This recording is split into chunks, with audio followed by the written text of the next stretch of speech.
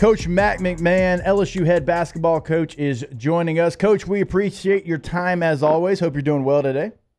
Yeah, awesome to be here. Fired up about this big-time opportunity tonight at the PMAC. Oh, no question about it. Anytime Kentucky comes to town, Coach, I think we're all fired up, looking forward to a filled PMAC. But I do want to look back at what happened the last time that we saw your team, and that was going on the road against a very good top 15 South Carolina team. And the thing about your team that stands out, you're just not going to quit. Haven't done it all season long. Doesn't matter how much you're down in a game, you are going to continue to fight. And so many times, like, you've had that fight and just one play here, one play there. How fulfilling was it to finish the deal and go get a huge road victory in the SEC? Well, I was thrilled for our players because they really have given us great effort. Have really fought all season long to get better and make the progress we have. But in our last three opportunities where we got there in kind of a 50-50 type game, we weren't able to get over the hump. And then to finally do it on Saturday was really special. It was fun watching them celebrate in the locker room. Certainly something to build on. And as you know, Jake, from your legendary career, it's amazing the lessons we all learn from sports. You know, Jordan Wright, 4 days earlier, didn't complete a play he normally would make at the buzzer there against Florida. Finds himself in the same situation on the road in front of 17,000 people on Saturday. Scores our last 7 points in the final minute. Hits two huge free throws to finally get us over the hump there. Coach, you and I, when we started talking about this season, probably the earliest was in Destin. We were there for SEC spring meetings, and you were talking about trying to develop and get better and the lessons that you learned in the first year at LSU. Is this the type of season that you saw for this group? It just continues to get better. It continues to, like we talked about, fight and find a way to win games. Is this kind of the path that you see as far as developing for the program? Well, nowhere near where we want to be, but there has been a great deal of improvement and progress here. As we always talk with our players, it's the value of every possession. And you're sitting here at 5 and 7. Realistically, you're 3 possessions away from being 8 and 4. So just learning how to win in these tight games against, as you know, it's the best league in the country. So you're playing top 25 teams about every night. So I think it's definitely been a step in the right direction over the last couple months, but a lot of work left to be done. Yeah, and still, something, and I would say a lot to play for. And you've got an opportunity against a ranked Kentucky team inside your own building tonight. And what can a win like that, like last time out, like you find the plays, you win the game against a top 15 South Carolina team on the road, can that unlock something? Like once it happens like one time, and then we're talking about the end of the game kind of moments where you fall just short a couple of different times. Well, once you do it, can that unlock something in your team? I think so. Learning how to win is huge. I think it creates belief, some hope, and obviously some confidence. But I was just thrilled with the execution down the stretch, coming all the way back from 16 down. But just like I told the team after the tough loss at the buzzer to Florida, we all have choices. How are we going to respond when we go on the road to South Carolina? The same is true in victory. We all have choices. And how are we going to respond tonight against a team that's going to roll out 9 NBA draft picks and is playing really good basketball right now? But, you look at the big picture, in the league, we got 6 games to go. To this point, we've played the second toughest SEC schedule. So there's some opportunities ahead if we can take advantage of them.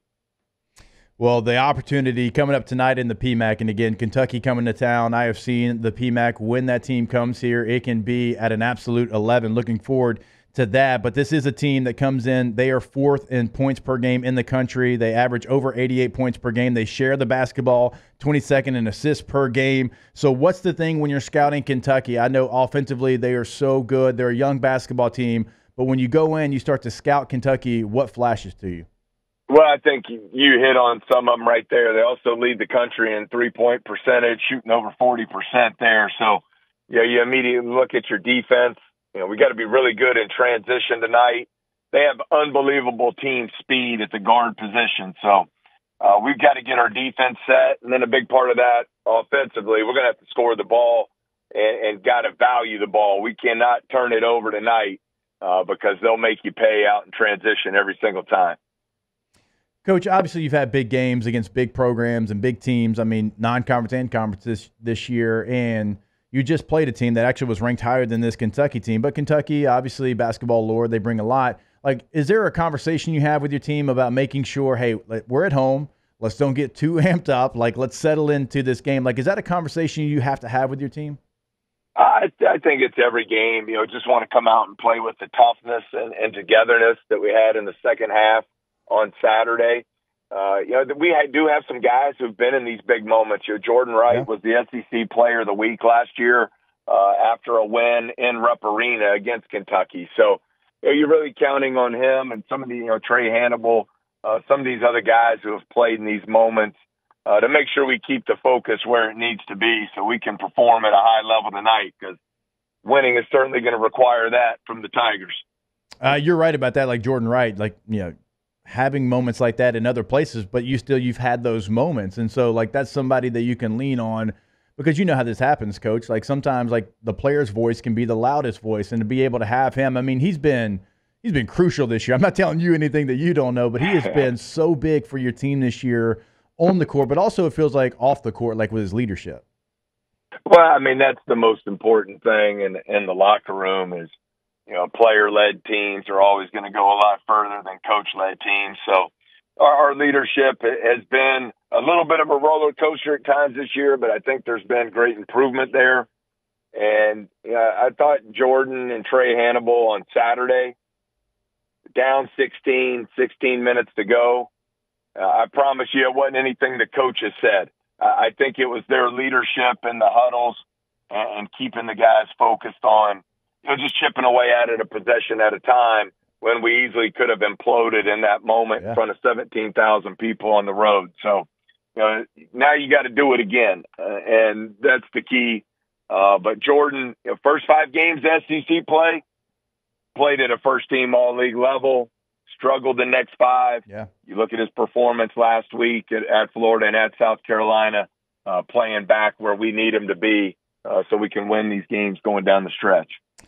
Catching up with LSU head basketball coach Matt McMahon here on OTB. Another player, coach, that I know you're hoping that you can count on tonight is going to be Jalen Cook. I know he is day-to-day.